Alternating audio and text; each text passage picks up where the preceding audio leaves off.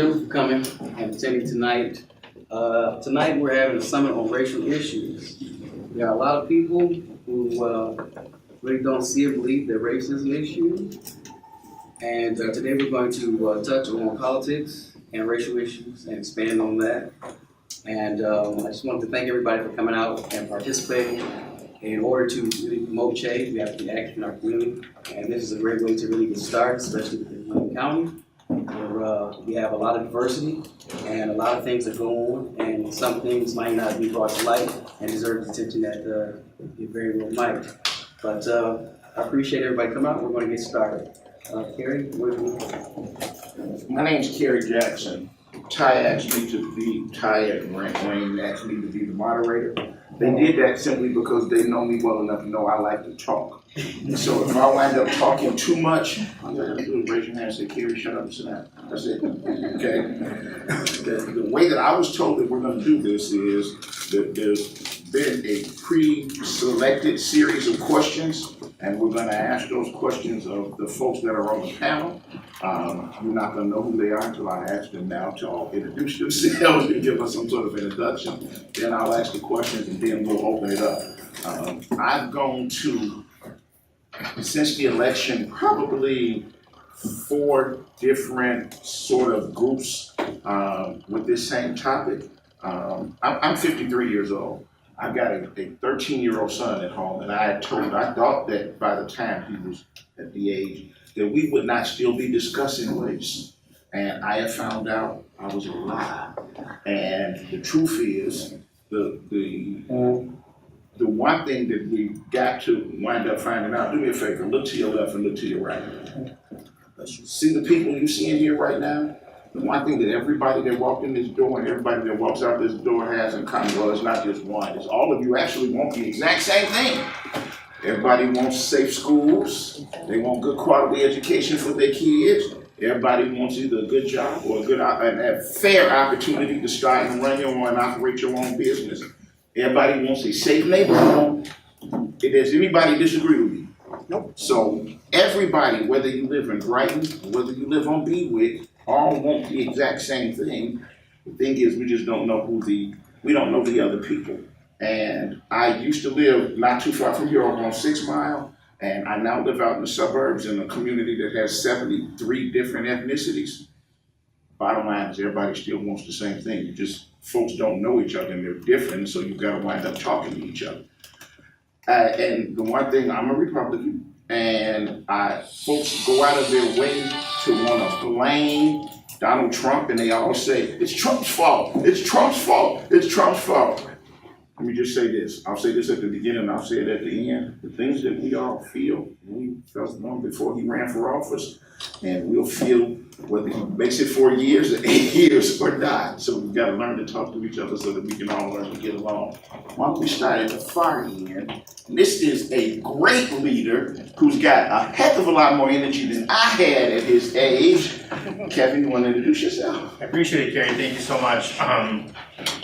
My name is Kevin Julian, and I currently serve as the Coalition's Vice Chair for the Michigan Republican Party. So what that means is I travel across the state of Michigan, go to various events, and what I try to do is I try to bring new people to the party. People that Republicans have not traditionally reached out to or have not been traditional Republican voters, whether it's different ethnic groups, whether it's school teachers, whether it's police officers, regardless of what the group is. We want to bring them in, tell them what the Republican Party is here in Michigan, and get these people onto our party. Even if we don't agree 100% on all the issues, we want to show what the Republican Party stands for, what it believes in, and that's my job, and that's what I do for the party every single day.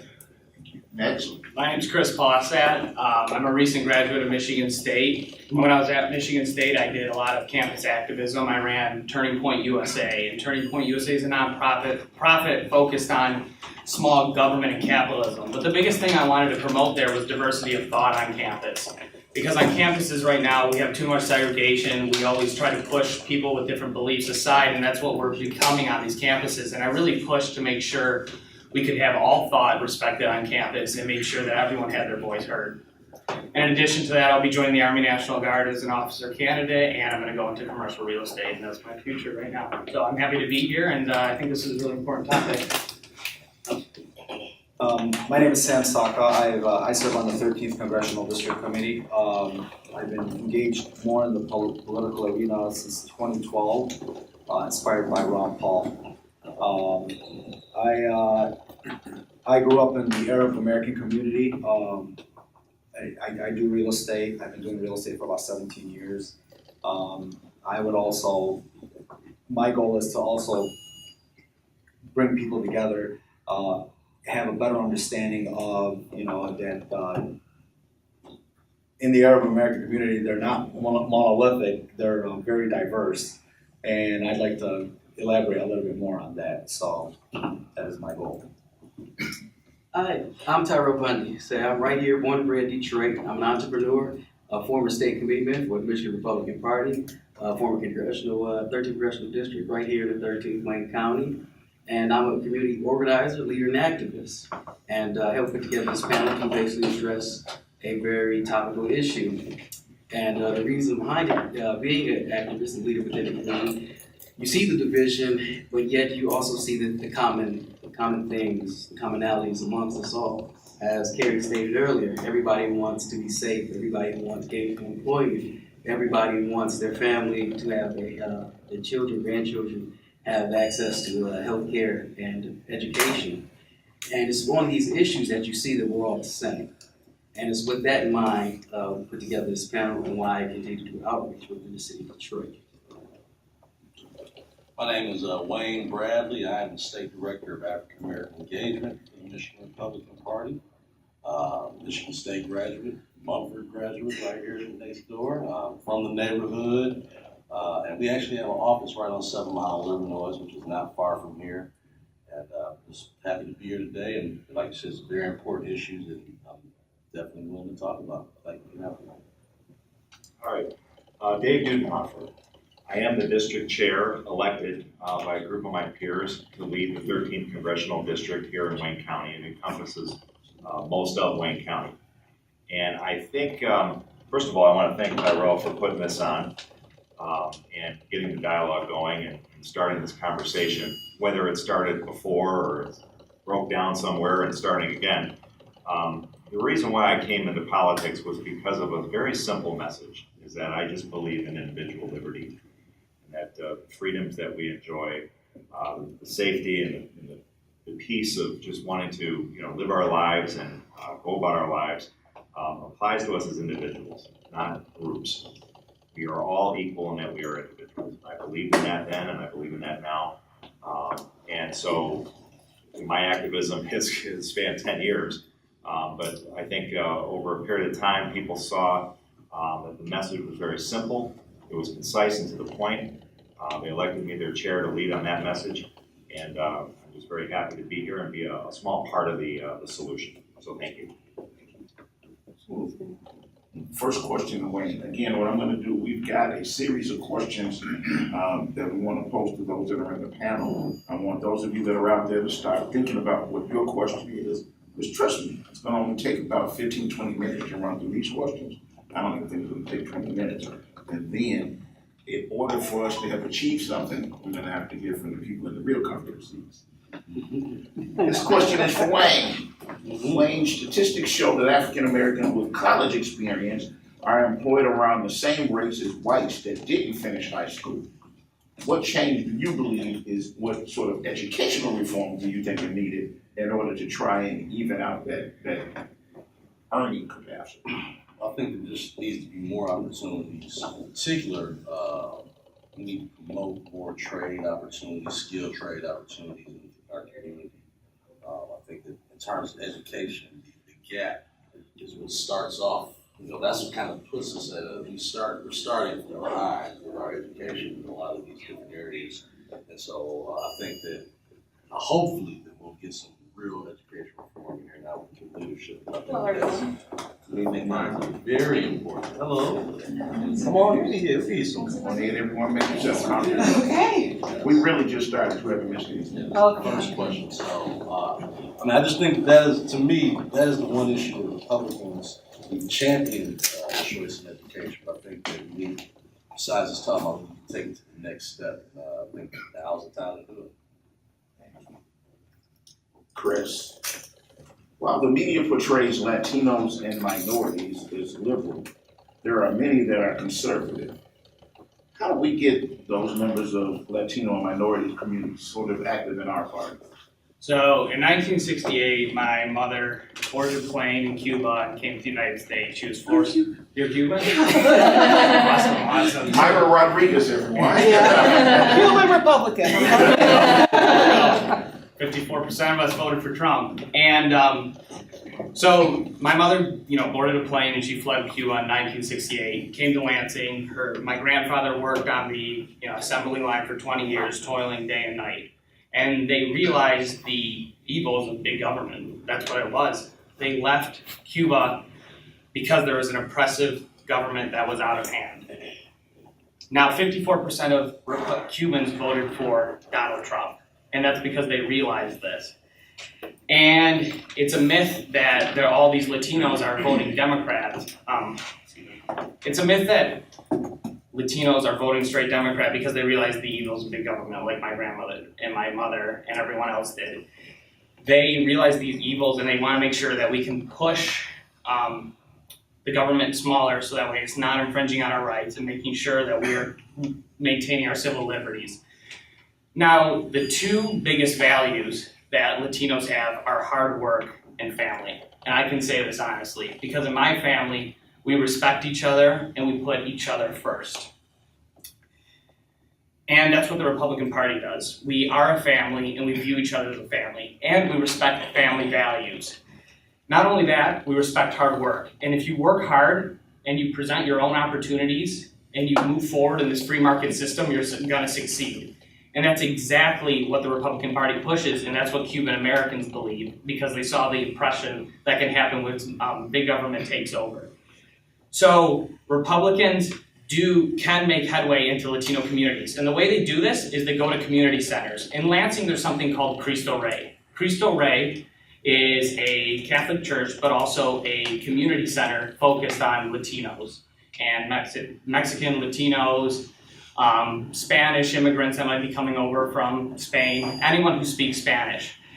They're focused on integrating them into the community. What I want to see there is I want to see things called chorizo breakfasts. Chorizo breakfasts are sponsored by the Republican Party. They come in and we can have open dialogue with these Latinos and hear what they have to say, because I truthfully believe to understand someone to be understood, you have to understand someone first. And I think if we can open that dialogue and go there and talk to these Latinos and see how they think we can create smaller government, we can start making headway, because the policies will reflect what they think and their own personal experiences.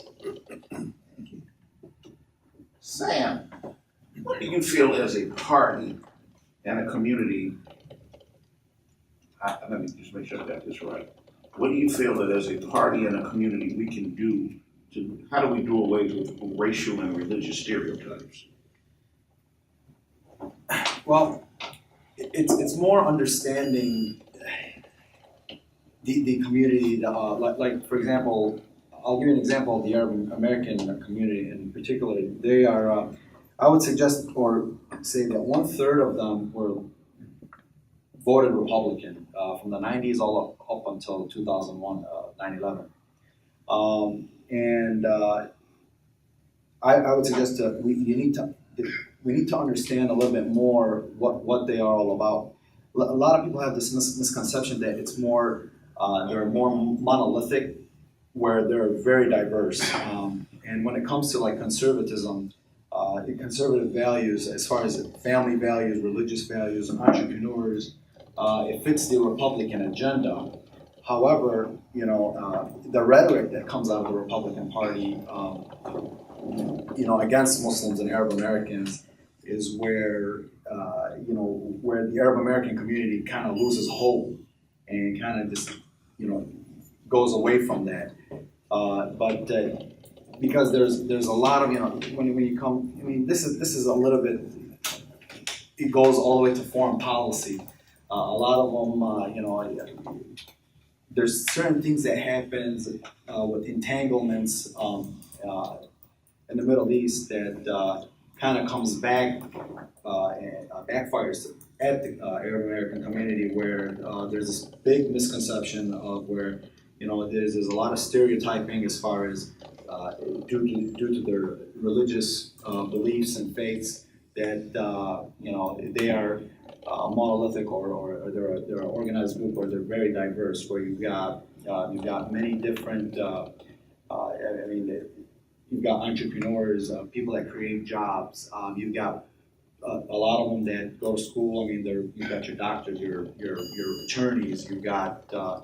I mean, they're American. I mean, they're individuals that go about their day and they align with the Republican Party as far as their conservative values, but it's that rhetoric that a lot of people don't understand what they're all about. So I believe there should be a lot more engagement amongst the Arab American community and the Muslim community over there.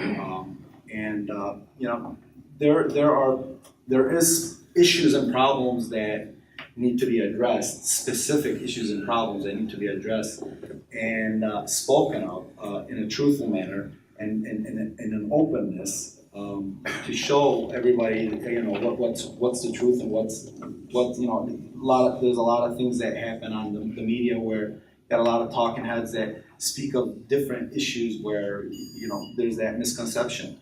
And I feel more engaging in the Arab American community. I mean, you've got over 300, I would suggest 300,000 Arab Americans living in the, you know, in Dearborn or Michigan itself. So it's a big community. They're very, you know, very peaceful. I mean, they like to, they create jobs, and this is just a lot of. Thanks. Tyrell, many view the Republicans as a racist party. How do we change that culture and learn to bridge the divide? That's a very interesting question. First is for up to the individual, everybody here in this room, to be involved and get involved. I tell people all the time, you can't expect the Republican Party or any organization to reflect your views and opinions if you are not there. So first and foremost, you have to become active. And once the people become involved and they get active, the party does not represent, the party does not make the people make the party. The party reflects the views and opinions of the people. So if you have a party that's majority ABC, that's what the party will reflect. So if you want your views and opinions to be heard or even to be equal on that same playing field, you must be there. And this is how I think we can go forward as far as changing the culture and to bring balance as far as the political spectrum. I'm gonna make this right here in the open public. His line, the people make the party, I'm going to steal it and I'm going to use it quite often in the future. That was real good. Kevin, I have not forgotten about you now. Kevin, more Americans see race as an issue than we did 20 years ago. What do you say to those while you're traveling all over the state on behalf of the party? What do you say to those who don't see race and racial issues in society? Absolutely. Well, thanks for the question, Kerry. I think that's a very important question because sometimes when we leave Southeast Michigan, we're not as diverse anymore. When we go to certain counties up north on the west side of Michigan, we don't necessarily have the vast diversity that we have in South. I went to Wayne State University myself, but I grew up 45 minutes from the suburbs. The people I went to high school with were not the people I saw at Wayne State University. And that was very mind-opening to me. I had the privilege of actually serving as a student body president at Wayne State University, where I worked with all groups. For the people who think race is not an issue, I think that's wrong. I think that, unfortunately, when we don't have, as many on this panel have said, candid conversations about what is going on in our communities, what's happening in our neighborhoods, what's happening in our schools, we can't work with that. But it's what Charles said, if we don't stretch our hand out and we don't go to the coffee shop and we don't talk to other people, we will never be able to see what's going on in their lives. So I always tell people, if you think everything's cushy or comfortable in your home, you know, walk in someone else's shoes. Find out what it's like going into school where the roof might be falling apart, or they don't have the buses that take them to school, or many different reasons where the parents have to work 2 or 3 jobs and they can't be there for their kids when they come back after school. We have to understand that those issues do exist in all of our communities and all around the state of Michigan, and we have to address them, whether we're Republicans or Democrats, if we want to solve the problems that we have in the 21st century economy. Thanks, Kevin. David, Now, ladies and gentlemen, remember, David runs the 13th congressional, so he runs the Republican organization that's located here, and it's large. It's Detroit, Romulus. Tell us first of all describe all of the 13th. Yeah, so it's, we're the only district in the state of Michigan that's all encompassed in Wayne County, in one county. So the way the system works is you have precincts. Each of us lives within a precinct. The precincts is where you vote. You may become a precinct delegate. I would encourage all of you to become delegates. The precincts make up the districts, and then you have counties typically that are within the districts. So for example, the 1st Congressional District, they have a congressman up there, and he represents 35 counties up there. And it's based large in part of the demographics, population. So, and the census, based on the census.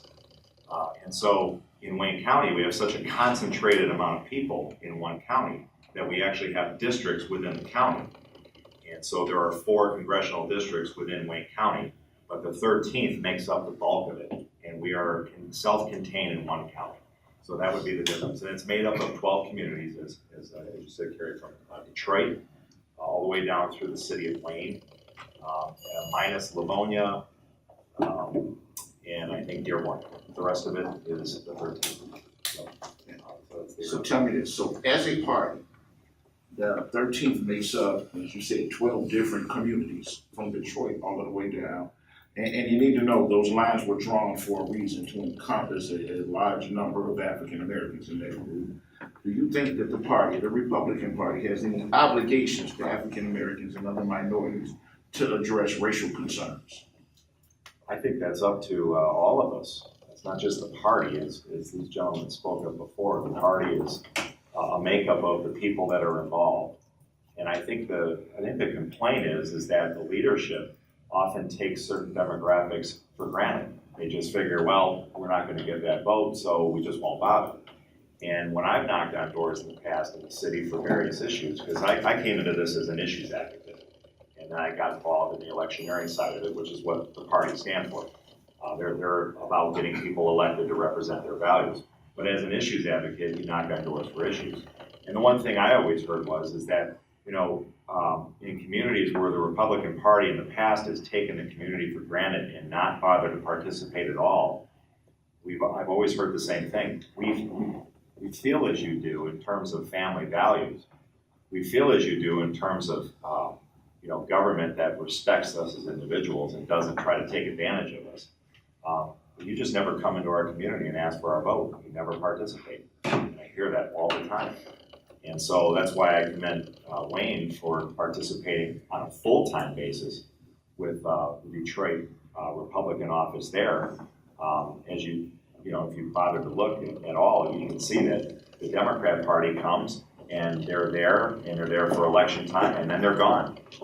But the Republican office is there every day, 5 days a week, and we're here to listen, participate. And the more important thing is, after you identify the problem, you gotta present solutions. We didn't get here overnight. We're not going to get out of this overnight. And for people that say they don't see color, they're liars. We all see color. We all see race. We all see sex. We all see it. Okay. And what you think in the back of your mind or what you say out of your mouth might be 2 different things, and we're all to be honest about it. All right. But the next generation hasn't been bred into that yet. It's up to us. It's up to us to teach. And so I think there's a little bit of that involved in the future, but I think for the immediate present, how we can deal with, the situation as it is and how we can embrace one another is first to have an honest dialogue. That's first. But then, let's identify some of the areas, some of the problems of how we got here. How did we get here to where we are right now? Some will say, well, it's the media. Every time an issue comes up, they identify it was black on white or white on black, and it gets everybody upset, right? I happen to think that some of it has to do with the laws that are written. I think laws are written falsely. They're written to benefit groups over other groups. I think laws should be written equally for the individual. I think laws should not see black and white, young or old, gay or straight, rich or poor. They should just see us as individuals, and those laws should always defend individuals' liberties. They should always defend their rights to property, their lives, their privacy, and treat us with respect. Laws today do not treat us with respect. They treat the lobbyists with respect. They treat special interests with respect, and people get stepped on, or one group is pitted against another. And it encourages bad blood between quote unquote different groups, or different sexes, or different, culture, or what am I looking at? Class, different classes, rich, poor, middle class, all that. So I think it's a deeper conversation than what we're just touching on right now. But, and I know that was kind of a long-winded answer, but I hope that But it helps. was a perfect answer. But it answered everything that many folks needed to hear. And you need to know some of the stuff that he just said might get rocks and things thrown at him later on. So get to know David Dudenhofer tonight while you can. Reach out and touch him and hug him, get his card with his number, because he's going to need friends that are in this room. Because as you can tell, he obviously does not mind stepping on a few toes. Next question to Wayne. Wayne, why do you feel the Republican Party is a real viable alternative for the African Americans and Latinos instead of the Democratic Party? Well, I think a lot of it has to do with the fact that a lot of the things that my community believes in are similar to what the Republican principles are. Just from a standpoint of leverage and how politics is supposed to work for communities, I don't think the African American community gets the most out of politics because they put all of their eggs in one basket. If the Democrat Party lets them down, in terms of if the community feels let down by the Democrat Party, then they don't have any representation. And what you have now is people who don't vote anymore. They don't feel like their vote counts. That's become the third party.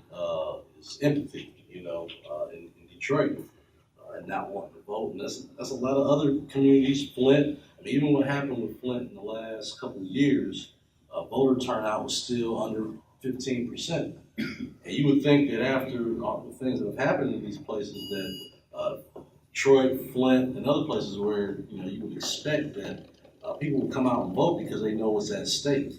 I remember watching the whole emergency manager situation happen in Detroit, and I went to because of my job I go to all the NAACP meetings, I go to the urban league stuff, and what stuck out to me the most is that most of those meetings were empty. But the day before they knew that law was coming, coming to place, the whole room was filled. People had questions and complaints, and I'm thinking, okay, if we're active like this from day one, if we're more vigilant, then some of this stuff probably doesn't happen.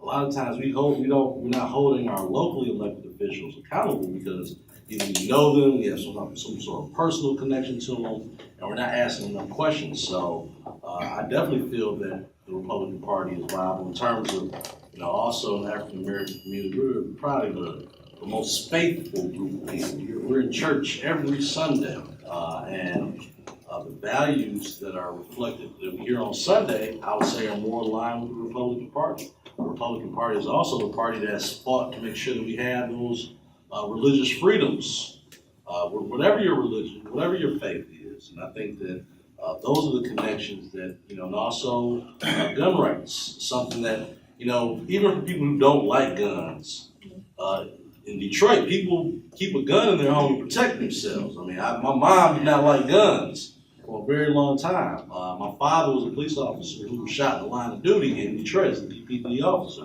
And he's alive, thank goodness. But the point is that we have a lot of our common principles, our conservative principles, are things that the average African American family, I believe, carries around those values. We just have not connected, whether it's because of the elected officials or people in the party. We haven't made that connection, but a lot of the core principles we have are Republican values. How do you feel minorities are targeted differently? Can you repeat the question? How do you feel that minorities are targeted? Do you think that they're treated differently? Yeah, well, on campuses, I'm going to speak from a recent college graduate. And at Michigan State, I can tell you right now, there is not good dialogue between the races. In fact, on campus, it almost seems like there is segregation right now because they take all these different clubs and they make all these different clubs for all the different groups. And that's great. Everyone, we all relate with each other. We all want to be a part of our different cultural heritage or cultural groups. But by doing this, it seems like we've almost separated ourselves. Conservatives on campus are treated as second-class citizens as well. And I can tell you they're viewed as a minority on campus. And they are not treated well. And they get put in this subset category in which any view they have is not respected, and they are not. It's not a good environment because they're not viewed as legitimate, and their perspectives are not viewed as legitimate. And then this goes into the free speech debate because free speech is not protected on campus as well. And why I'm going into this, I'll go back to the racial part after this in a second. But I'm going to get to this story. So I was in class one day, and we were talking about some of Donald Trump's policies on energy. And we were talking about something like the Paris Accords or something like that. And the professor's not going to go out and say that I can't speak or that my opinion's wrong. The way he did it was he got people around me to talk about their opinions. These very liberal kids to talk about their liberal policies and what they believed. And you'd pick on 4 or 5 of them. And he would get them going, and they would all spur their, whatever their beliefs were and their liberal policies. And then when he was done with that, he looked at me and he goes, "Chris, what do you think?" And as I spoke, and I said my educated stuff because I had the facts, I had the policies, I had the knowledge, I got smirked at, I got laughed at, and I got basically berated by the rest of the class, which was awful. And I can tell you I was not respected. This is the same way it goes with racial classes and racial, different races on campus as well. They pick people out, they'll circle you, and then they'll kind of berate you. They'll have people say their differing opinions, and then when they're done with those differing opinions, they'll have you talk, and then everyone around you is going at your neck. And so on campuses, no, I don't think we are respecting race that well because we don't appreciate diversity of thought. We don't appreciate conservatives. We don't appreciate Latinos. We don't appreciate African Americans on campus because we're going at each other's necks. And I think we really need to have open dialogue on campus, and I really think we need to open up to everyone's perspectives. And once we do that, then we'll have more racial unity on campus. We'll have more unity amongst the different political parties, the different ideologies. And until we do that, we're not going to see it. But I think there's a new wave of even the millennials talking on social media. We're starting to see the craziness. Now, there's still, a lot of millennials that are out there that are very far and they're not going to come in. But I think on social media, people are starting to pick this out and realize that diversity of thought, diversity in general, makes us a better society and more open to different things. And I think we're going to start moving that way, especially as social media gets bigger and thoughts are transmitted quicker. So, Thanks. Sam, tell me, how do you believe that Arab Americans, what are some of the biggest misconceptions that lead to stereotypes as it relates to members of your community? Well, the biggest misconception as far as the Arab American community goes is that, like I addressed earlier, I believe that a lot of people look at the Arab American community as if it's because they practice a certain faith, they're more monolithic, and they're like stuck in a paradigm where they have one certain kind of belief where that is far from the argument where they are more diverse. They're more diverse. You've got Arab Americans or Muslim Americans that have come here since, I've got ancestors that have been around here since the early 1900s. And they came here for, to leave whatever they were governed, the systems they were living in, to come here to better their lives, they came here for freedom, individual rights, and to be able to practice their faith, and not be criticized for something a government propped up or did, put together. So that is the biggest misconception as far as the Arab American community goes.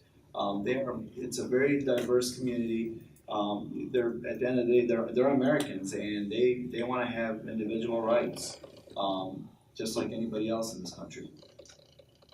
Thanks, sir. Tyrell, yours is sort of a two-part question. Why do you feel racial tensions are higher now than they were maybe 20 years ago? And follow up with, why are there so many racial misconceptions in society? I think it's very plain and simple. We live in a society where you have narratives that kind of dominate. I'll give you examples. Thug means African American, terrorist means Muslim, illegal immigrant means Mexican, and racist means Republican. Everybody has a view and opinion of their neighbor, but nobody actually knows their neighbor. And that's driving some of the division. And whether it's social media, whether it's mainstream media, they kind of help fuel the flames in the fire. And that's why you probably have social tensions, probably more so now. You have more interaction, like I said, through social media, things of that sort.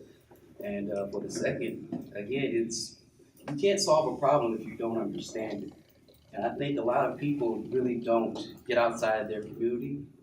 I stay in Detroit. I can't tell you how many people actually come from the city of Detroit. You all see it all the time. You know, people say, "Well, I'm from Detroit." You ask where they're from, they say Ann Arbor. You know, and that's just an example that people really don't frequent within other communities and engage within other communities.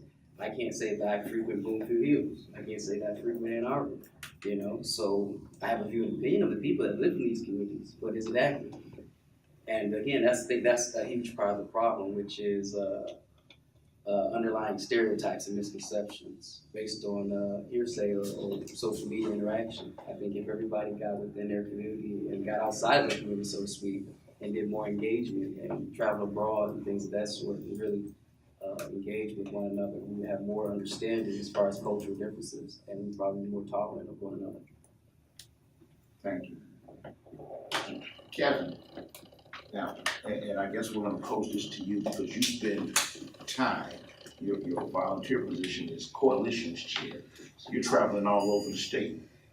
You've seen it. You've talked to the people in 83 different counties. And you know that everybody's got a different opinion of other people and we're all Michiganians or Michiganders, whichever one you wanna call it. So tell me, what are some of the solutions you see to racial tension? Yeah, absolutely.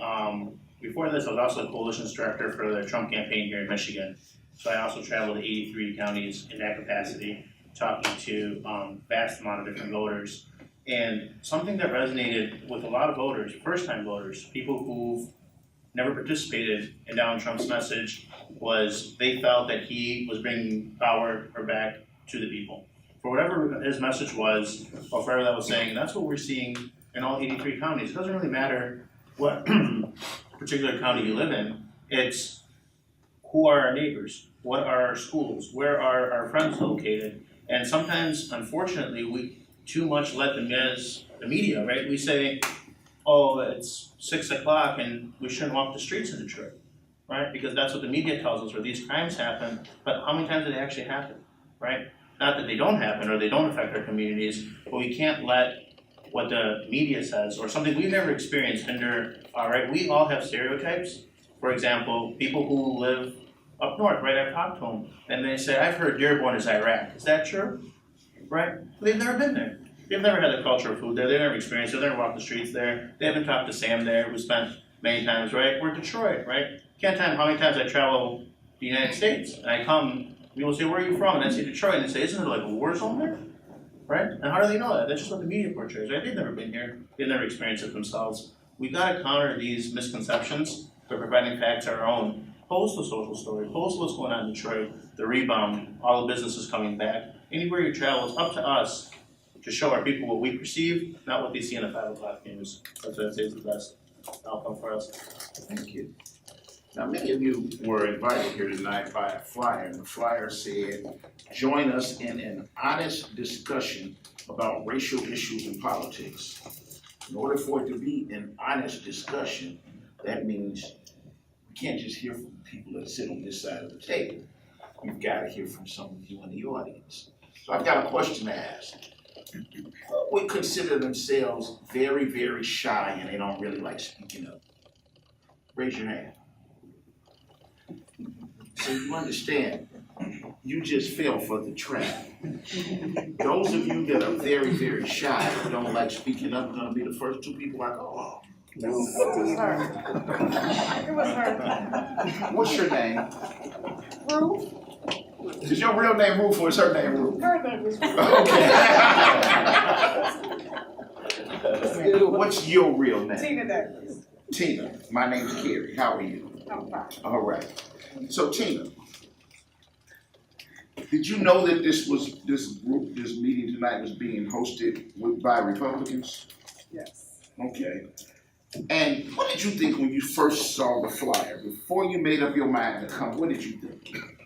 Well, actually, my neighbor invited me to come. He's such a perfect neighbor. I wanted to come. For that reason only, I'm sorry. So you were not, you didn't come because you were a Republican? That's correct. And let me ask this question. Is it fair to say that you had some sort of, I'm not going to say misconceptions, but you had your own gut feeling? You've got an idea about those Republicans and who they are, right? Well, let me first say I'm Democratic. Okay. And I came here because of my neighbor. He invited me and he told me that I really should come because it's going to be some good discussions. So I'm here. Now, here's the thing. If he invited you, he knew that you would be good at keeping the conversation going. And in order to be, because obviously he likes talking to his neighbor. And he knows that you've got some ideas. And if you just open them and share them, some of the people who might not live in your community would actually get to know you and some of the things about people in your community that they don't know. So you know why he invited you? Now, no, you ain't gotta know now because let me tell you this. By the end of tonight, you gonna know. All right? Young man right behind the camera. I'm real busy. I don't think I can. Okay. So, what's your name? Steve. Steve. How long have you been growing that beard, Steve? I've lost count. It's Maybe 20 years. maybe 20 years? What made you actually decide to start growing that beard? I could finally. Oh. So there was once a point in time when you couldn't actually grow the beard? Nah, it's too thin. It's still too thin. It wouldn't fill in right. No. So once you got to the point that it was filling in, you said, I want to let it grow and see how it grows, right?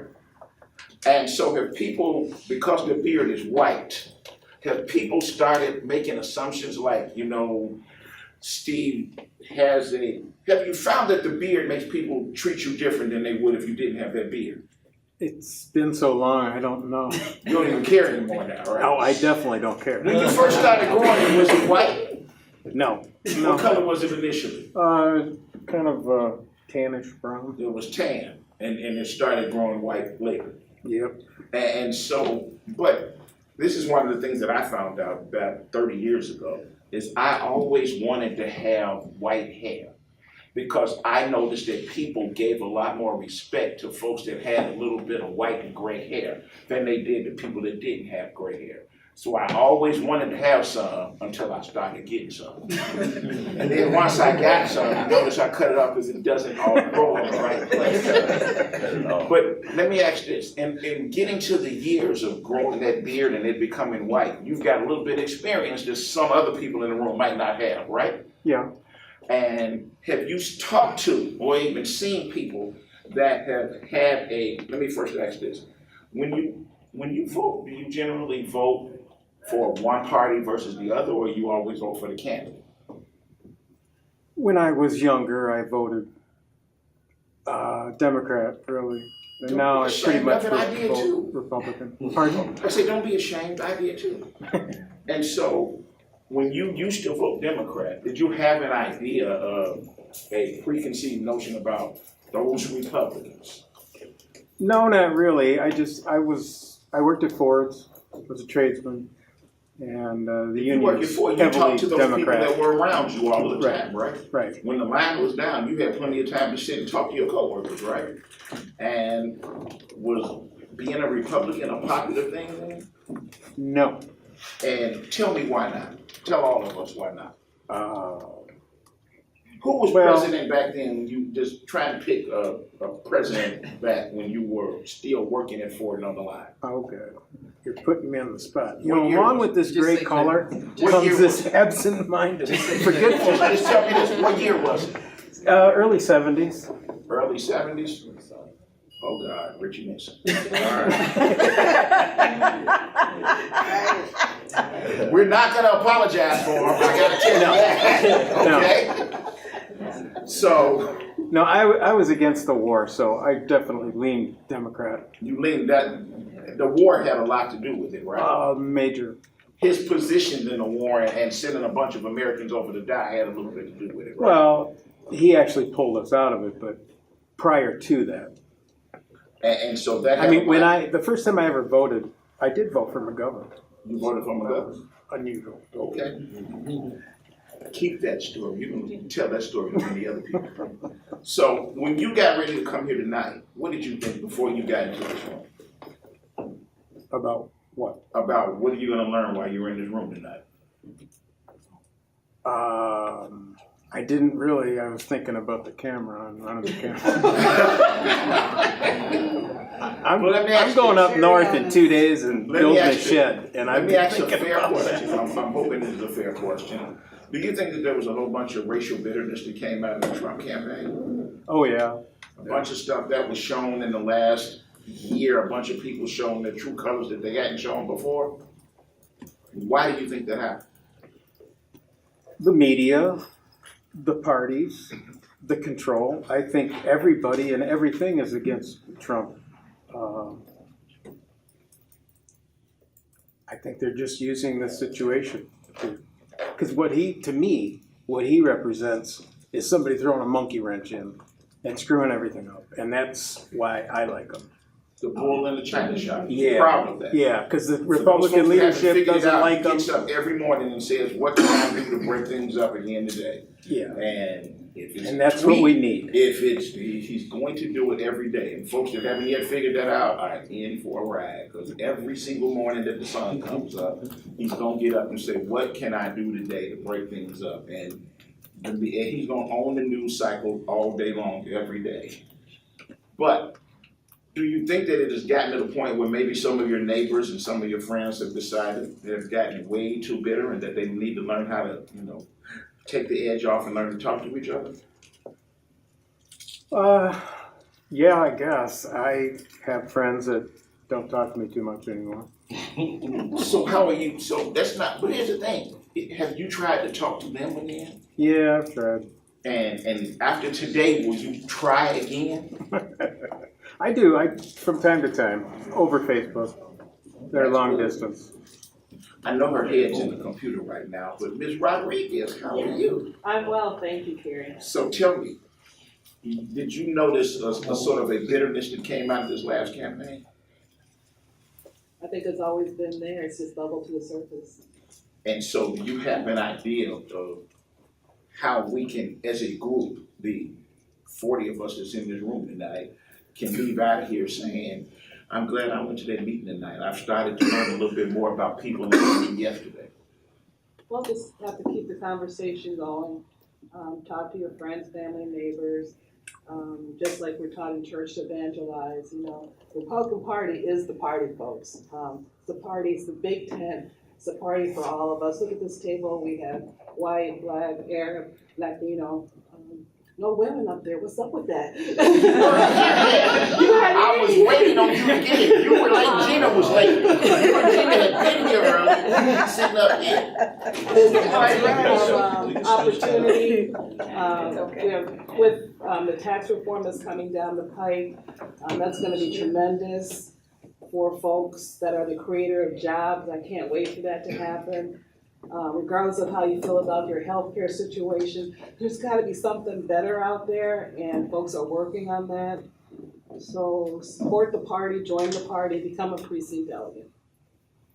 So in case y'all didn't know this, Myra's already bought the Kool-Aid. A few more of you that's in the room to at least lean forward and start to talk. And there's a young lady sitting there who's wearing my favorite color, purple. And obviously it's her color purple because her hat is purple, her Bluetooth is purple, her top is purple, her purse is purple. Young lady, what's your name? Barney? I can't hear you. Latasha. Latasha, Yeah. do you consider yourself a member of one party or the other? No, I try not to, Why? because I feel like I'm an individual, and with being an individual, I go with what best suits me. Latasha, do you think, is it Latasha or Natasha? L. Latasha, do you think that in our community, in the black community, people expect all of the blacks to always walk in the same line and always vote the same way and always act the same way? It's perceived that way, yeah.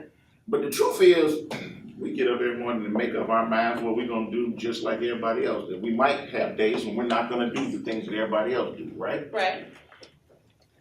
So have you ever, I'm not gonna ask you your age because you look about 23 and a half. Oh, thank you. Thank you.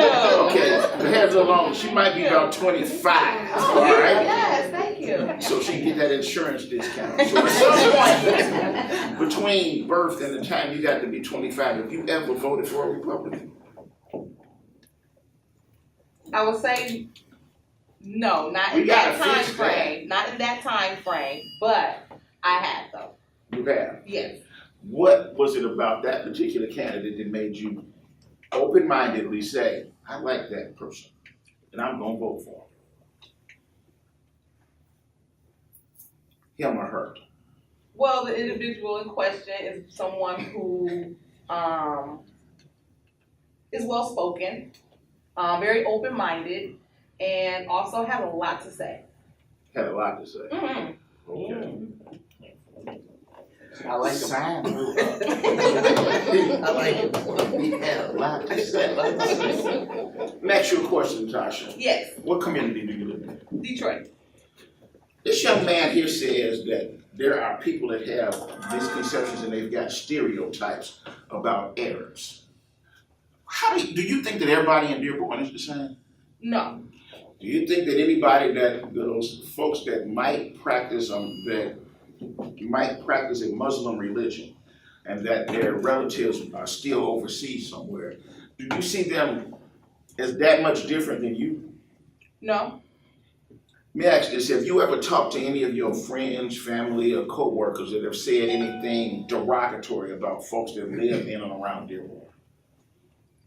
I would say no. I don't really associate myself with those who are negative in that light. So I would say no. But you've never heard. I've been in places and heard those things, but not particularly in my circle. So here's what I'm trying to get you to is when you leave here, when you hear those things in the future, you're gonna be able to tell them everybody is not the same and stop treating everybody that way.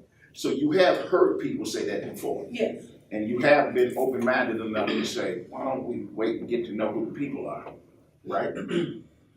Now, you heard Ty say he's not familiar with it. He doesn't hang out in Birmingham.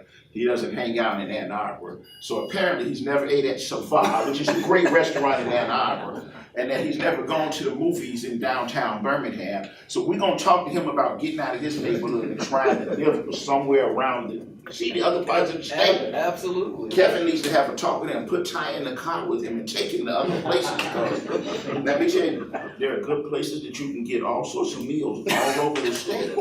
You travel around a little bit more, open your eyes and see. Have you gone around the state and seen other people and eaten other cuisines that you might not normally eat? Not as often as I would like to, but yes. But after tonight, you're going to, right? If you treat. Don't even tell her she ain't saying nothing. She thinks she called me out. She had. Barry. You know, that may touch on, and I don't want to make any presumptions, but there's also economic discrimination that goes on as well. And that really is an important topic because, you know, what I see is, what I've experienced is this sort of, you know, here's a certain class, a certain group that will always be looked at as, you know, the opportunities are there and there's more money to be made. And as you get into the certain communities, especially here in Detroit, there seems to be this limitation. There seems to be this, you know, you can see right as soon as you cross over the border of Detroit into whatever border in Detroit that there's a difference from that first street over. And I think that's a shame. That's been going on for far too long. And it might limit folks from leaving the confines of their community to go out into a different community. You know, folks are working sometimes 2 and 3 part-time jobs just to make ends meet. They're not thinking about going into Birmingham for a steak because they want to meet with somebody there and meet somebody different. So let's be honest about that. And that comes down to government again. And what I would really like to get out of tonight is that I didn't come here to ask each of you to join the Republican Party tonight. That's not what this is about. It's not an election year. I'm not asking you to, well, maybe they are. I'm not asking you to do those things. What I wanted to do is to just say that, look, you know, I'm a leader in this party, in this community. There was a counterpart to me in the Democrat Party in this community, you know. And what I noted is that, I'm not going to make assumptions again, but could it be that the other party has taken this community for granted? Could it be that the other party just expects that they're going to have your vote? And because of that, they're not really going to address your issues. Because they know at the end of the day, regardless of how you feel or how upset you are about what's going on, at the end of the day, you're going to do this with the same party. And all I'm asking is that if you believe in competition, let's say, you know, Kroger over, well, Farmer Jack's not in business anymore. Myers over whatever. You know what I'm saying? There's competition in every day, and every choice that you make, you allow competition to determine who earns your business, who earns your patrons. So what I'm asking for is competition in politics so that the people within each of these parties that may offer something different, and hopefully they are, they're competing for your vote. And that translates into an improvement in your lives.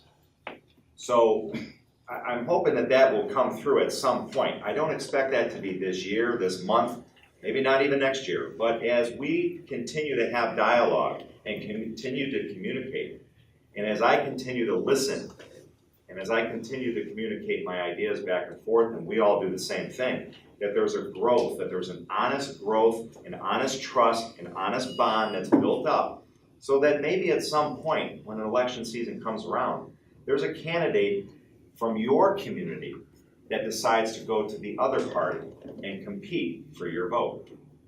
And that maybe issues are heard, maybe issues are honestly dealt with, and that there is an improvement economically within the city of Detroit and within the Black community, okay?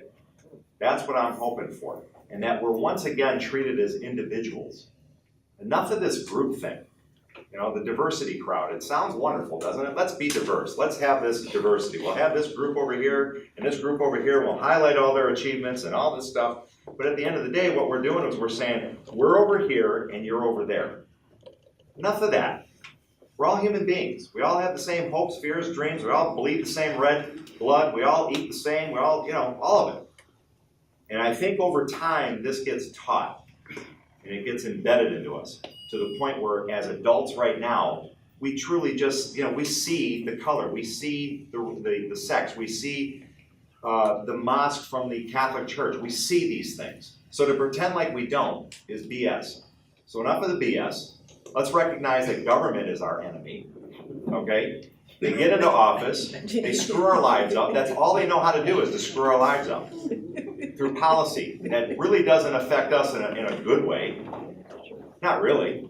And when they finally figure out that their policy that they implemented screwed your life up, then they're all scrambling to figure out how they can correct the mistake. So we're just spending hours and days and weeks and months undoing all this nonsense. I don't know if they're really trying to correct the mistake or they're trying to figure out what to do to get you to vote for them. The last thing I'll say is this too, is that I'm not here because of Donald Trump either. Let's just establish that. Donald Trump does not define this party. Donald Trump ran under our banner and got elected. That doesn't mean he is Republican. That doesn't mean people who run as Republican are Republican. That doesn't mean Democrats who run as Democrats are Democrats. Okay? It's a mechanism. And it is, as somebody said up here, the sum total of what you bring to the table. Become a precinct delegate and make these parties compete against each other to earn your vote. So that's what I was going to go to next, is I need to hear from you, those of you that walked into this room with a question. Well, you didn't have one then, but you got one now. It's the time to share. Young man in the orange, the yellow, and black striped shirt. What's your Okay, name? I get it. I don't fall into the politics. I'm kind of like independent. I'm kind of like some of the Republican views and Democrat. But I don't agree with none of them 100%. So I feel like it's just a game. But my question is this: what do you offer kids as far as education and summer programs to keep them out of trouble? What can you offer that the Democratic Party is not offering? I'll touch on that. And it's not so much summer programs. I mean, if you look at some of the policies as far as zero tolerance, and something this kind of fell into my lap quite recently. You look at some of the zero tolerance policies that are biased towards inner city schools, where there's guns and drugs. I mean, we're treating kids as adults. I mean, they're undeveloped, they make mistakes. And we're not a society of second chances or rehabilitation. So you have kids on this pipeline from basically the playground to prison. And I think we need to be more lackadaisical as far as the zero tolerance goes within the schools. I think we need to be more tolerant. Also, I think school choice, a lot of people aren't aware of school choice. But I myself, I went to Henry Ford High School, broken school. It was deemed one of the, if not the worst public high school in the nation. I did not have a choice. I stayed in the district, I had to go. So I think school choice, you should be able to take your child and put them in any educational institution that you deem fit or suitable. And it's little things such as this, which can definitely be a stepping stone as far as receiving adequate education. I get that, but what I'm saying is, what is the Republican Party offering to the kids I have some compared to what the programs I Democrats can tell you offer? about. Summer programs, What- church events. What Democrat Party is, what do the Democrat Party is offering in terms of summer program? I'm just curious. I'm just saying, I don't know, I know a lot of church functions, and I don't know if they're represented by Democrat or Republican. But what I'm saying is, with you guys are trying to get people to diversify, in order for me to even change, spark my interest. My first interest is kids, the future. Right. Education. I'm already set in stone what I'm gonna be. I'm only gonna get older and greater. But my future, my legacy, I want them to have a chance. So wouldn't you want the opportunity for your kids to have, more opportunities at education, expanded options on that as opposed to? I understand that, but see, with me, I was kind of a troubled kid. But it was a certain element I stayed in that kept me out of trouble, which was basketball or no first activity stuff. Right. We need more of these type of atmosphere for kids to keep them out of trouble, but also teach them skills of survival. Not just basketball, teach them how to cook, Right. how to work on cars, how to work with tools, how to do the essential things to survive in life. I'll give you a very instrumental tool into everything you just said. And I don't want to segregate anybody within this room, but we as African Americans, we were denied the right to vote. We were never taught how to vote. That very instrumental tool as how to vote is key as far as bringing back prosperity to the African American community and any community at that. If you look at any demographic that brings forth change, they don't play with half a deck, so to speak. They play with the whole deck. We as African Americans, we play with half a deck. We only lend our vote to certain entities traditionally, just before traditional values. Now, if we were to think outside the box and basically hold an individual accountable, make them earn our vote, and basically utilize our voting power as a whole within our community, we can implement change and put the people forth who share our ideologies and share our views and address the issues that we want to address. But it does start with the pen. And again, we have to understand how we're voting and the issues in which we're voting and the individuals that we're voting for. If we change the mentality and how we see politicians and how we go to the ballot, then you can ultimately change your community. And it really is that simple, but it's just a matter of getting everybody on the same accord to see and address the same issues. It's Sam has Yeah, something. I just had a question as far as schooling goes. I mean, typically if there's an issue out there, and whatever it is, I mean, I like to look at, okay, what caused that issue and why is it there? Broken homes. It start at home. Okay, I so, give you that. But that's why you gotta have outlets for kids, so if they're not getting proper home training because of alcoholism, drugism, sexual abuse. They got outlets to come to where they can learn properly how to be in this world. So everybody has a chance. Now, I agree with you, but a lot of things that you're speaking to starts with government. And I'll give you an example. Let's say if we were to plant the seeds of change tomorrow, historically speaking, it would take 3 generations for that tree to grow and bear fruit. So if we were to change all the policies that's wrong within, let's say, Wayne County, Detroit, we would start to plant that seed tomorrow. It would take three generations for it to basically come to fruition. We really start to see change.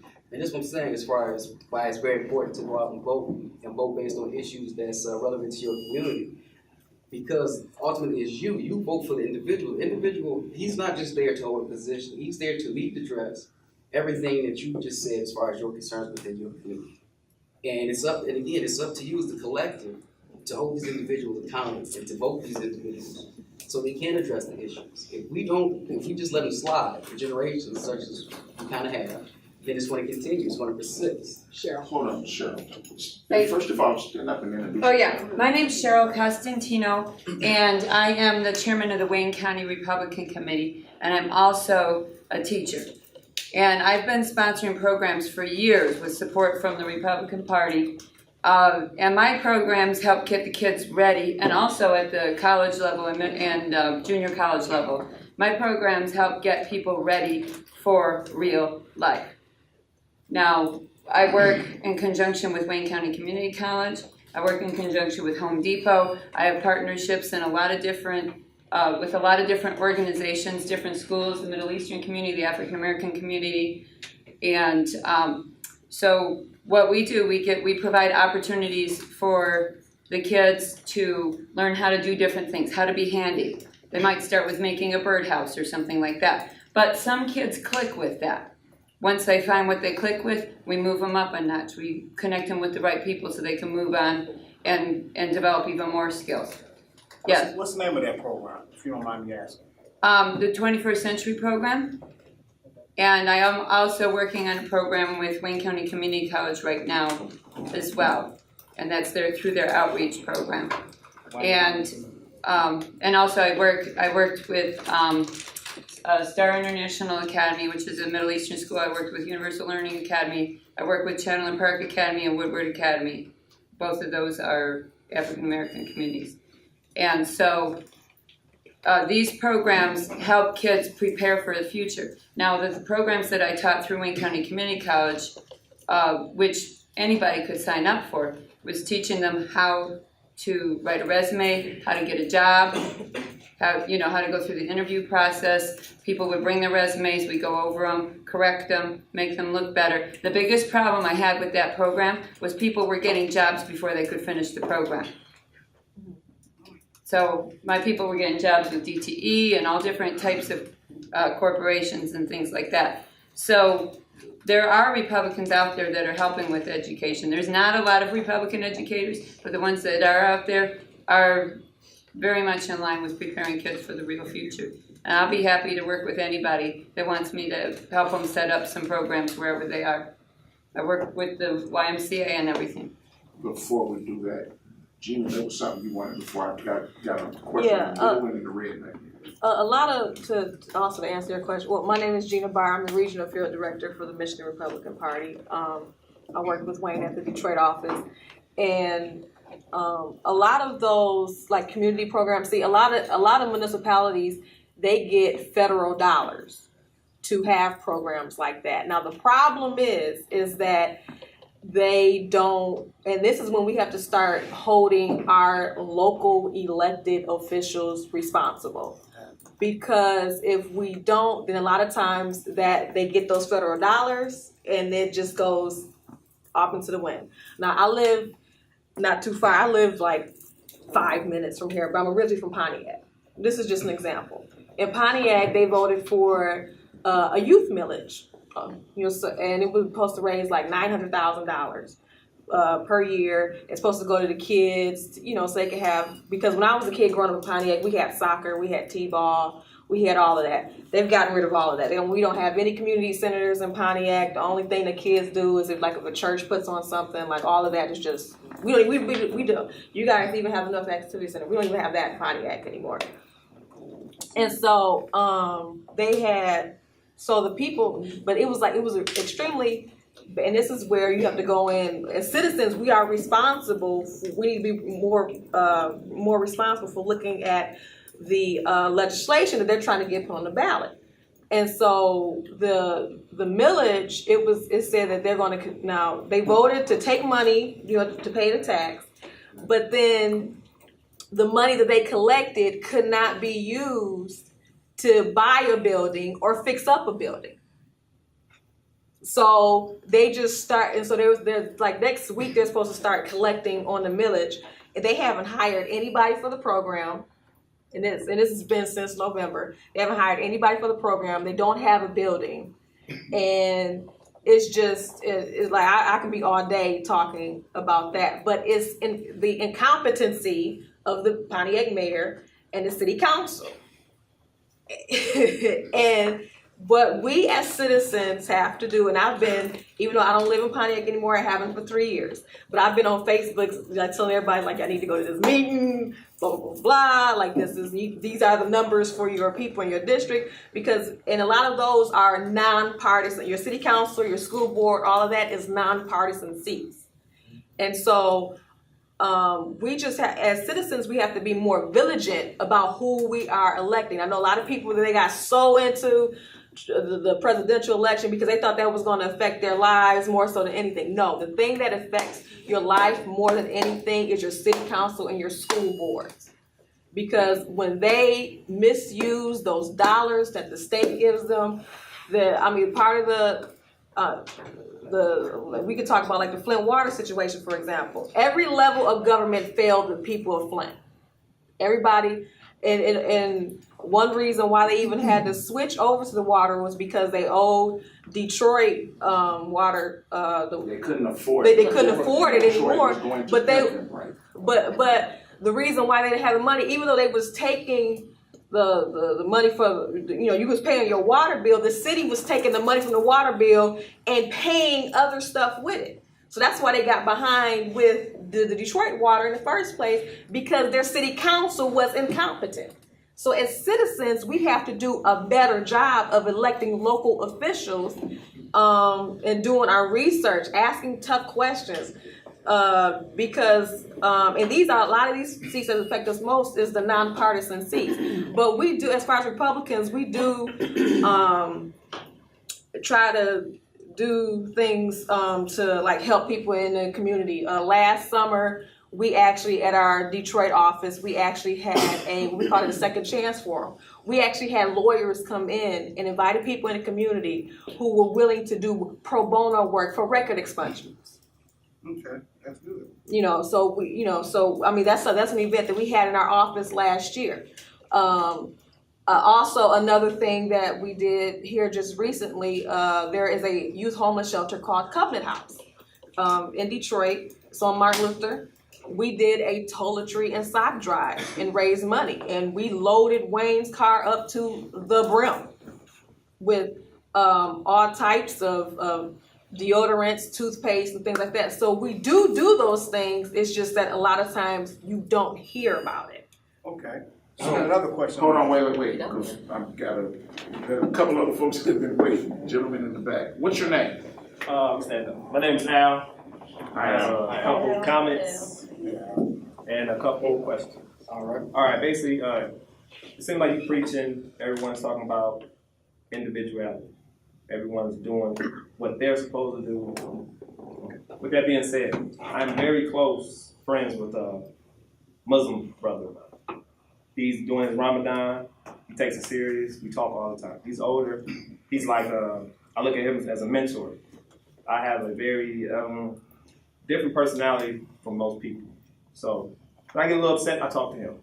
He's very wise. I'm very close friends with a Hispanic, Mexican, as a Puerto Rican.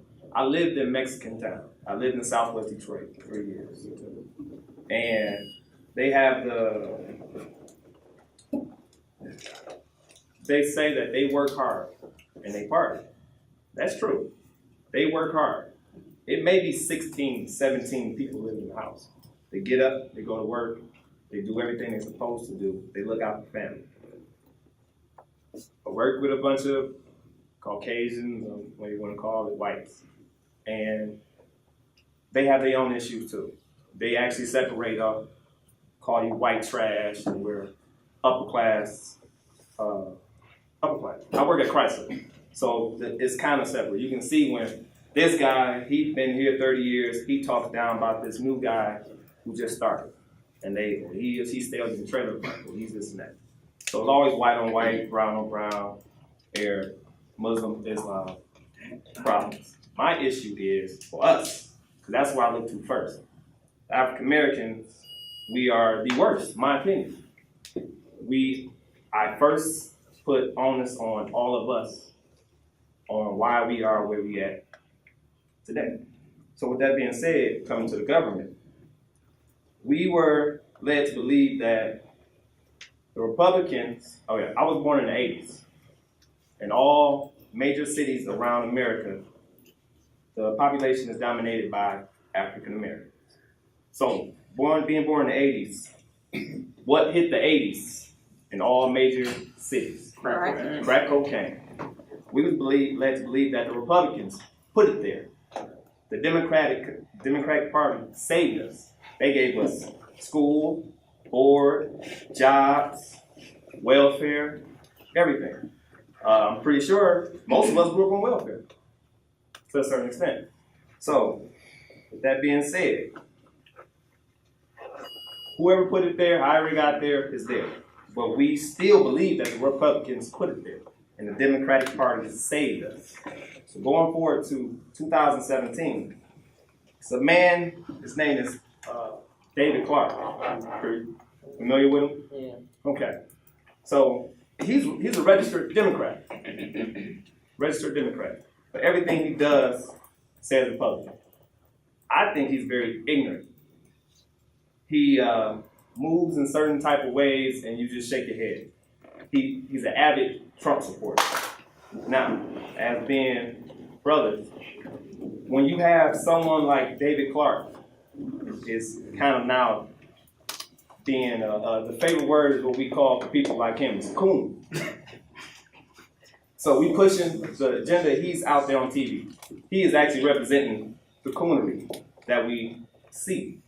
So as Republicans, you're trying to recruit young black people from inner cities. Black people are coon. I'm not a coon.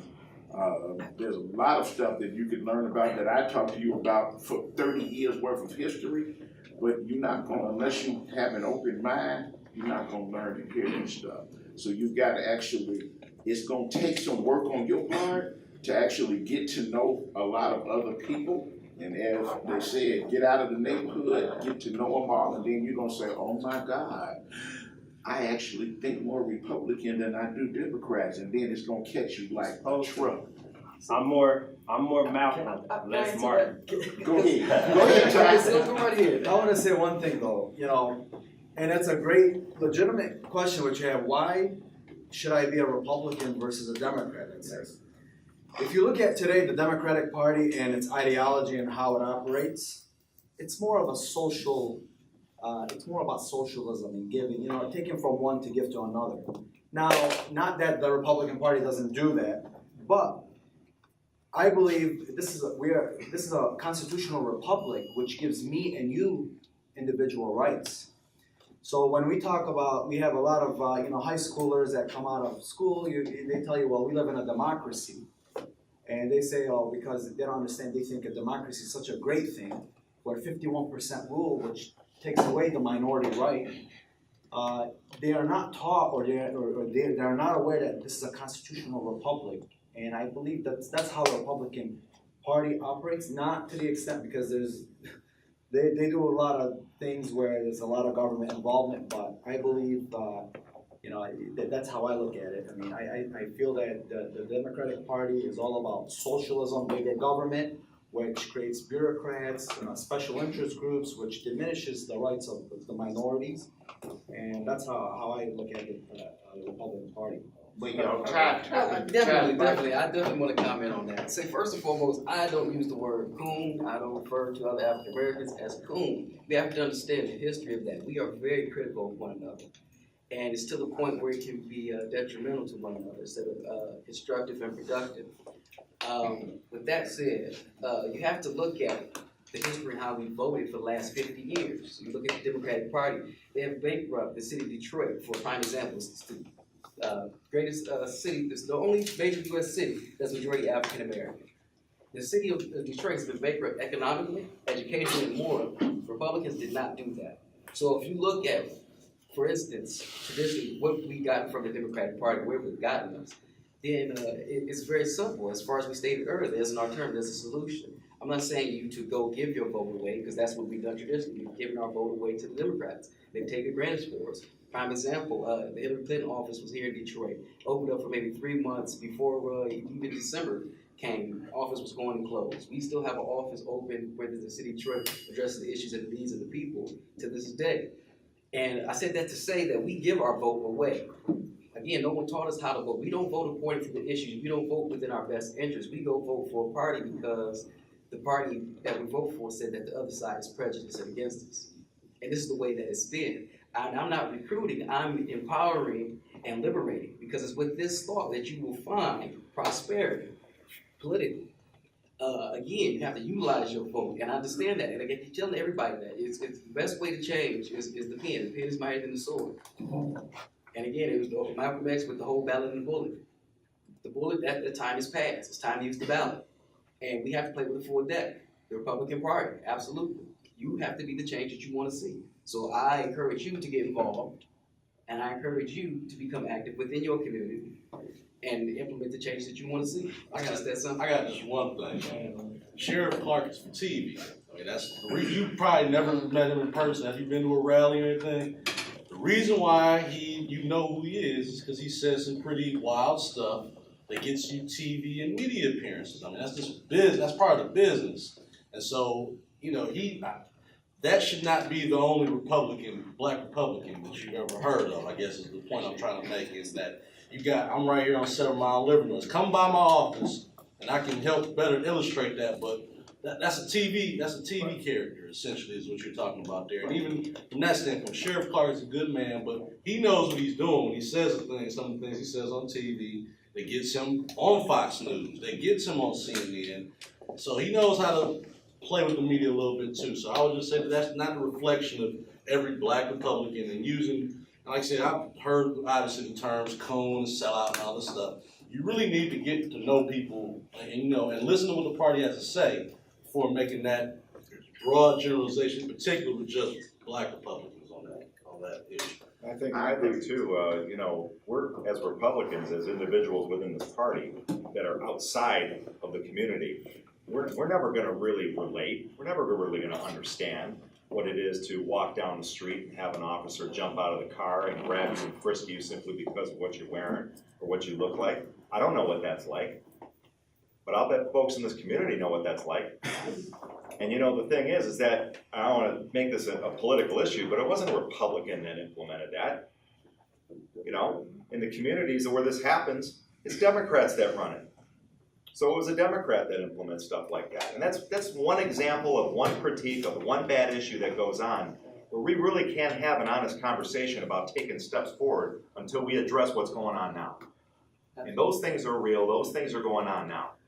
And so we can talk about long-term solutions. Long-term would be, how about just government, both the corruption in the Democrat and the Republican Party, stop extracting money from people and thinking they have the answer, when they should just trust individuals and families to be able to best determine what's best for them and allow all of our families to keep more of the fruits of our labor and let us determine the course of our lives.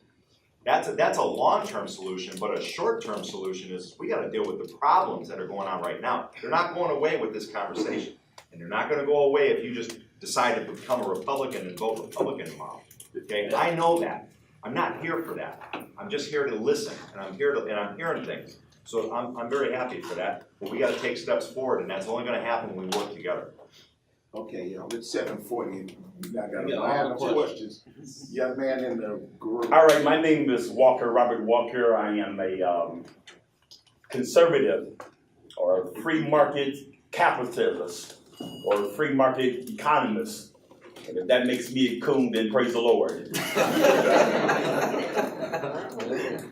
Let me go back to the statement the young man made about after-school programs, because from 1997 to 2007, I ran the first funded nonprofit organization in the city of Detroit that taught young people about Wall Street.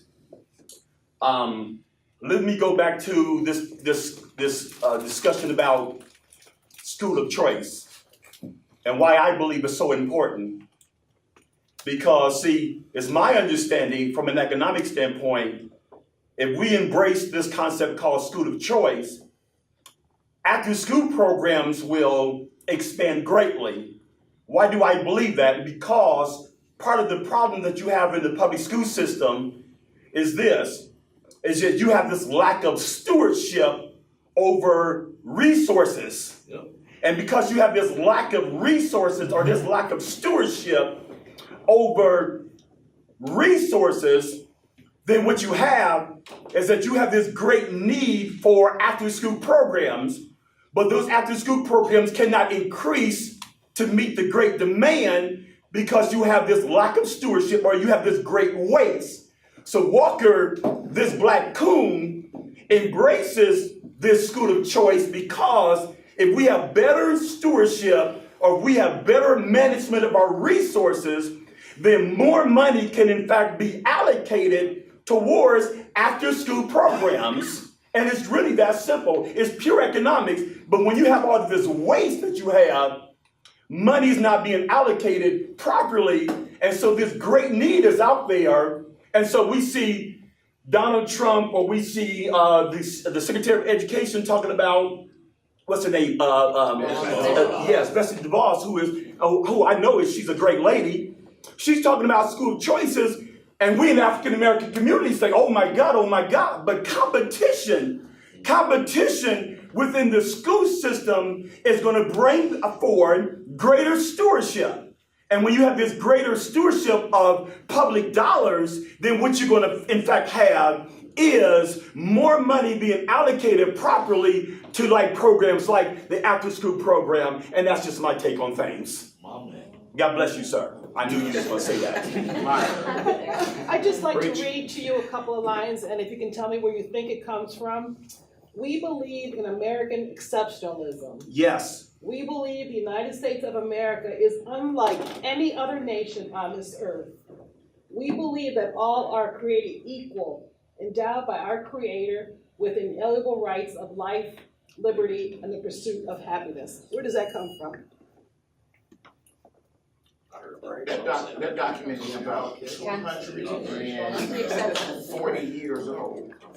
That comes from the Republican Platform 2016. I knew I heard that language. That's all I gotta say. We adopted it. We reinforced and back up something that has been part of our country for well over 200 years.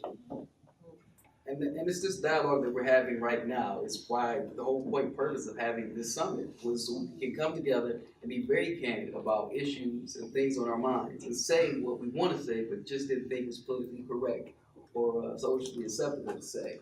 And that's how you make progress, by being completely honest and putting the issues out there on the table for what they are. And this is just simply the beginning, but it means nothing if we go home and continue our pattern of behavior. So I urge everyone, when you leave here, to think differently and look at issues and individuals and demographics and policy and even party a bit differently and try to implement that and pass that on to others. Again, when you talk about this thing called education, the fact remains is that there's been a miseducation within the African American community. We have too many young people coming out of high school. I attend school right now at Wayne State University. I'm a doctoral student at Wayne State. We have too many young people coming out of high school, going to schools like even Wayne State University. Look at the graduation rate of blacks at Wayne State University, a university that sits in a black city, predominantly black city, the graduation rate is terrible. Why? Is because we have too many young people coming out of high school that does not know, that's graduating out of the 12th grade, but really have a 4th grade education. Something needs to be done with that. I agree. Something has to be done. And this system that's currently set up where my son's dollars, every state allocates a certain amount of money to each kid to go to high school. The fact of the matter is, those dollars do not belong to the system. Those dollars belong to that child. That's right. And for how dare an African American man or African American woman believe that those dollars belong to the system? It's the system that has miseducated the black boy for the last 50 years, if we're going to be honest about it. Now, the African American community must stand up and say to themselves, there has to be a better way to educate our children. I was at a school this morning, substituting at a school this morning. It was shameful. It was shameful. You have the greatest nation on the earth. That's Walker's opinion, because I love America's exceptionalism. How dare our school systems be the way they are, and how dare anybody from the African American community believe that your son is coming out of 12th grade with a 12th grade education, because that is a lie, is a bona fide lie. And so something has to be done. Now, Donald Trump, I voted for the man because I am a Republican, I am a conservative, or I'm a free market capitalist to the core of who I am. Something has to be done because our children are being miseducated, and it's time out for us to be putting our heads in the sand, believing that that's not the fact, because it is the fact. Now, Donald Trump, I know he got his issues. I know he's not smooth, but the fact still remains, something has to be done because our children are suffering because they're coming out of these high schools and can't even go to a college like Wayne State University and get through it successfully. It's pitiful. It's pitiful. Now it's 7:50. We can stay another 2 hours. We got to go anyway. Yes. Go ahead. For the panel, for everyone in this room, how did you start your political activism? Go ahead. All right, guess I'll start. I started my political activism from a very young age. My parents came from the Soviet Union, from Russia, where there was no political engagement. Lucky enough, my parents were able to immigrate here, come here the right way, the legal way. And they taught me from a very young age what America has, we sometimes don't appreciate. And I'm fighting to preserve that. I'm fighting to what capitalism, to have what the ability to have that my parents never had. My mom lost her dad to the Stalin regime simply because he had a business, because he wanted to do something that at that time was forbidden, right? And my mom, from a very young age, learned that we forget very often here. In this country, our rights are protected by our Creator, not by the government. And we sometimes forget that in all our debates. And that's why sometimes you want to get away from God, or the government wants us to get away from God, because they think that they can take away the rights, or they protect the rights. That is where the argument has to start from there, is that we have certain, as was read, inalienable rights that are endowed to us by our Creator. And we have to stick to that, and that's what I do, that's why I travel the state, that's why I bring new people into the Republican Party. In my personal opinion, I think the Democrat Party does not do that. The Republican Party is the one that embraces those views, and that's why I want to get more people to join the Republican Party. The way I started back in 2014 with the gubernatorial race for Rick Snyder, where I really found my passion for politics and public service was this last election cycle. I ran for county commissioner in Ingham County, and I saw our county going down the drain. I mean, we were wasting thousands and thousands and thousands of tax dollars, and I truthfully take to heart, be the change you want to see. And so, because I take that to heart, I knock doors 7 days a week, March until November, every day, a little vacation, but every day I was out there with my dad knocking doors. I knocked on African American doors, Latino doors, Indian doors, Chinese doors, every race you can see, Caucasian, and I treated everyone like an individual, and I listened to their problems, and I gave them the facts about where our county is going. And I can tell you right now, I had multiple people who identified as socialists put my yard sign up. Because I presented the facts and I listened to them. And I said we're a team because we're Americans first. We live in the greatest country ever. We are a team and we need to go forward together to fix our community. And I had tons and tons of people who identified as Democrats put my yard signs up. Now, I didn't end up winning, but I can tell you right now, I am so proud of the change I made and the issues I was able to bring up with my community. And to this day, I'm still working with community members going forward on changing the community and raising issues and starting to make changes. And hopefully this next election cycle, we can see some differences. Yeah, I've been following politics for a long time. My first election that I followed was in 1987, 88, Dukakis versus Bush. And ever since then, I've always followed the elections. I've always been into it.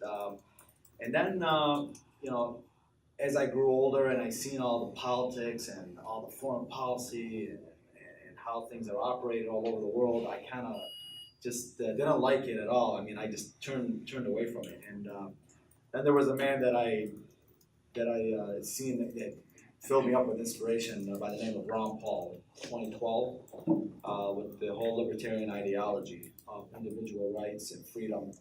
And it's not a new message. It's a very old message since maybe George Washington or Thomas Jefferson and how, you know, individual rights are. I understood how the system is supposed to work as far as you know, implementing the Constitution.